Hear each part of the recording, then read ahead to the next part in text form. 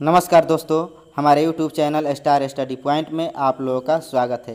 तो आइए आज हम लोग राजनीति शास्त्र से केंद्र राज्य के संबंध के बारे में कुछ प्रश्नों को हल करेंगे। तो चलिए अब हम चलते हैं प्रश्न पर। तो इससे पहले जो है आप मेरे चैनल को सब्सक्राइब कर लीजिए तथा बेल आइकन को दबा दीजिए, जिससे कि आपको समय समय पर नोटिफिकेशन मिल जाए और आप जो है बेहतर तैयारी कर सके। तो अब चलते हैं प्रश्नों पर।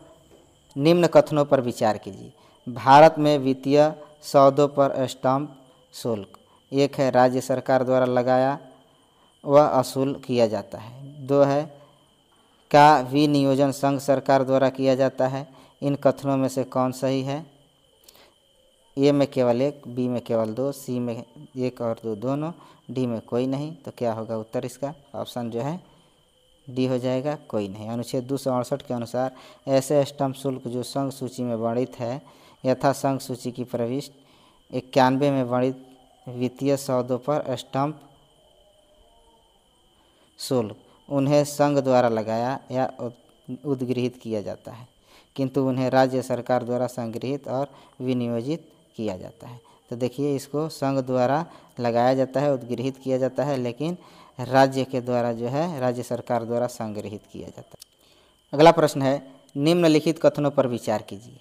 भारत में शेयर बाजार तथा फ्यूचर्स बाजार में हुए लेन देन पर कर जो है एक है संघ द्वारा लगाए जाते हैं, दो है राज्यों द्वारा एकत्रित किए जाते हैं।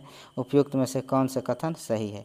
तो ए केवल एक, बी केवल दो, सी एक और दो दोनों, डी न तो एक न तो दो। तो क्या होगा इसमें? ऑप्शन ए हो जाएगा, केवल एक, संघ द्वारा लगाए जाते हैं। संविधान की 7वीं अनुसूची में केंद्र एवं राज्यों के मध्य शक्तियों के बंटवारे के बारे में दिया गया है। इसके अंतर्गत 3 सूचियाँ हैं, संघ सूची, राज्य सूची एवं समवर्ती सूची। प्रश्न अनुसार शेयर बाजार तथा फ्यूचर्स बाजार में हुए लेन देन पर कर जो है संघ सूची के अंतर्गत आता है। तदनुसार इसे संविधान के अनुच्छेद 270 के तहत संघ द्वारा लगाया या उद्गृहित किया जाता है और इसे संघ द्वारा ही एकत्रित यानी संगृहित किया जाता है।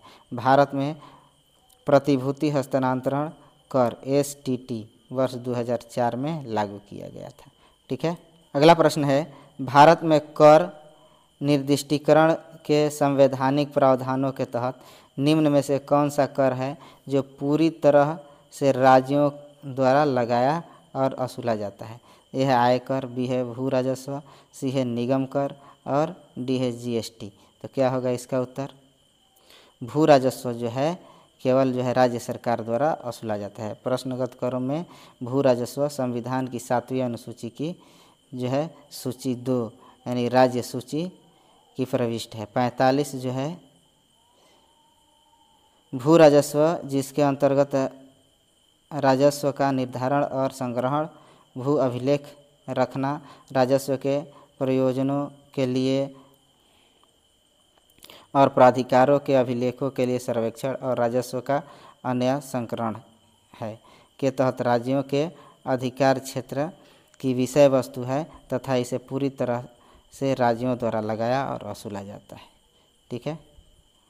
अगला प्रश्न है, क्या संविधान के अंतर्गत भारतीय संघ के राज्य विदेशी ऋण सीधे लेने की शक्ति रखते हैं? तो ये है हाँ, बी है नहीं, सी हाँ पर केवल अंतर्राष्ट्रीय संगठनों से, डी हाँ पर केवल भारतीय रिजर्व बैंक की अनुमति से।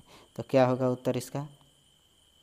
ऑप्शन जो है बी हो जाएगा, नहीं। संविधान के अनुच्छेद 293(1) के तहत राज्यों की कार्यपालिका शक्ति का विस्तार उस राज्य की संचित निधि की प्रतिभूति पर ऐसी सीमाओं के भीतर यदि कोई हो जिन्हें ऐसे राज्य का विधानमंडल समय समय पर विधि द्वारा नियत करें, भारत के राज्य क्षेत्र के भीतर उधार लेने तक और ऐसी सीमाओं के भीतर प्रत्याभूति देने तक की है।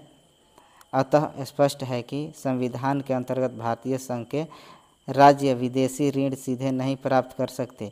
राज्यों द्वारा विदेशी ऋण संघ केंद्र सरकार के माध्यम से यानी भारत सरकार की प्रत्याभूति पर ही प्राप्त किया जा सकता है। ठीक है। अगला प्रश्न है, राज्य सरकारों को कृषि आय कर कौन समनुदेशित करता है? तो यह है वित्त आयोग, बी है राष्ट्रीय विकास परिषद, सी है अंतर्राज्य परिषद, डी है भारत का संविधान। तो क्या होगा इस प्रश्न का उत्तर? संविधान की 7वीं अनुसूची के तहत राज्य सूची में प्रविष्ट 46 के तहत कृषि आय पर कर का उल्लेख है, अर्थात यह विषय राज्यों के अधिकार क्षेत्र में है। साथ ही संविधान के अनुच्छेद 274 में कृषि आय कर या ऐसे कराधान जिनमें राज्य हितबद्ध है हेतु प्रावधान नियत किए गए हैं। तो क्या होगा इस प्रश्न का उत्तर? ऑप्शन डी हो जाएगा, भारत का संविधान। अगला प्रश्न है, केंद्र एवं राज्य के बीच वित्तीय विवादों के निपटारे हेतु मुख्य एजेंसी है। ए है सर्वोच्च न्यायालय, बी है न्याय मंत्री, सी है वित्त मंत्री और डी है वित्त आयोग। तो केंद्र और राज्यों के बीच वित्तीय विवादों के निपटारे हेतु मुख्य एजेंसी जो है सर्वोच्च न्यायालय है। भारतीय संविधान के अनुच्छेद 131 के तहत वह उपयुक्त मामलों का निपटारा करता है, जबकि वित्त आयोग संघ और राज्यों के मध्य वित्त के बंटवारे के संबंध में सिफारिश करता है। तो इस प्रकार इस प्रश्न का उत्तर ऑप्शन ए हो जाएगा, सर्वोच्च न्यायालय। अगला प्रश्न है, निम्नलिखित करों में से किसके अंतर्गत व्यक्ति द्वारा देय पूर्ण धनराशि संविधान द्वारा सीमित कर दी गई है? ए है निगम कर, बी है मरणोपरांत संपदा शुल्क, सी है उत्तराधिकारी शुल्क, डी है व्यापार व्यवसाय एवं वृत्ति कर। तो क्या होगा उत्तर इसका? ऑप्शन जो है डी हो जाएगा, व्यापार व्यवसाय एवं वृत्ति कर। अनुच्छेद 276(2) के तहत राज्य को या उस राज्य में किसी एक नगर पालिका, जिला बोर्ड, स्थानीय बोर्ड या अन्य स्थानीय प्राधिकारी को किसी एक व्यक्ति के बारे में वृत्तियों, व्यापारों, आजीविकाओं और नियोजनों पर करों के रूप में संदेय कुल रकम 2500 रुपया 60वें संविधान संशोधन 1988 द्वारा 250 रुपये के स्थान पर जो है 2500 रुपया किया गया है, प्रति वर्ष तक सीमित कर दी गई है। ठीक है। अगला प्रश्न है, भारतीय संविधान के निम्नलिखित में से किन अनुच्छेद द्वारा अंतर्राज्यीय व्यापार एवं व्यवसाय की स्वतंत्रता प्रदान की गई है? तो ए है 19 के 1 DE, बी है 301, सी है 301 से 370 और डी है उपयुक्त सभी। तो भारतीय संविधान के अनुच्छेद 301 के अनुसार भाग 13 के अन्य बंधों के अधीन रहते हुए भारत के राज्य क्षेत्र में सर्वत्र व्यापार, वाणिज्य और समागम अबाध होगा। तो क्या होगा इस प्रश्न का उत्तर? ऑप्शन जो है बी हो जाएगा, 301। तो चलिए दोस्तों, इस वीडियो का हमारा जो है अंतिम प्रश्न था। इसी प्रकार के जो है प्रश्नों के लिए आप जो है मेरे चैनल को सब्सक्राइब कर लीजिए तथा बेल आइकन को दबा दीजिए तथा अधिक से अधिक शेयर कीजिए, जिससे कि आपको और आपके दोस्तों को जो है समय समय पर नोटिफिकेशन मिल जाए और वे अपना बेहतर तैयारी कर सकें। ठीक है, अब हम चलते हैं। धन्यवाद।